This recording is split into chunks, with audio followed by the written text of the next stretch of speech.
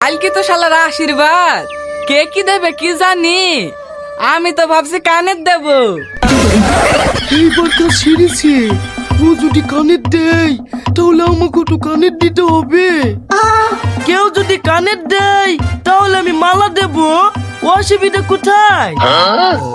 আমিও কমা লোক না, কেউ যদি মালা দেয় তাহলে আমি নেকলেস দেব। তুই যদি নেকলেস দিতে পারিস তাহলে আমি সোনার জ্যাকেট করে দেবো।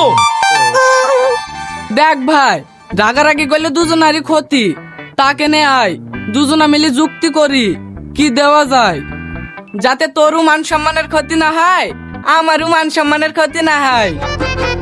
এই তো এইবার লাইনে এসছো, তাহলে বলো ভাই কি দেয়া যায়? তোর বোন তো বলছিল 1000-1200 টাকা দিয়ে একটা নকেট দেবো। কি নকেট?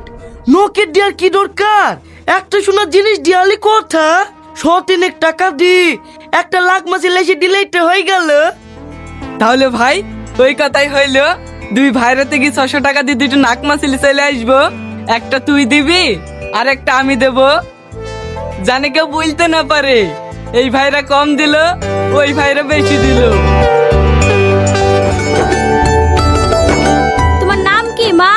শ্রাবণী। তোমার আব্বুর নাম কি? পটল। লাও মা, টাকাটা ধরো। কি ব্যাপার, যারা মোটা দান দেবে তারা বসি কেনে?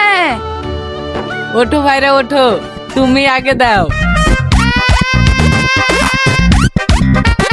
এই লাও ধরো।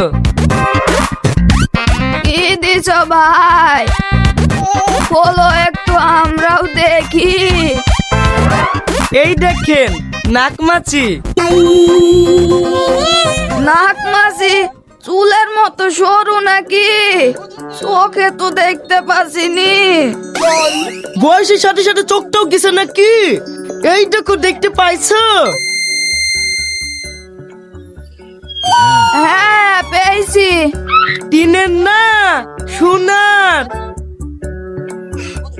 এই লাও সোনার জিনিস, যত্ন করে রাখবা। আচ্ছা শালার কিপটি জামাইছে, একটাই চালাইবো আর আশীর্বাদে 200 টাকা দামে নাক মাছি দিছে। সি সি সি। এই লাও। কি গো, তুই ভাই রাতে যুক্তি করে এসছো নাকি? সাইজ দেখি তো একই মনে হয়েছে।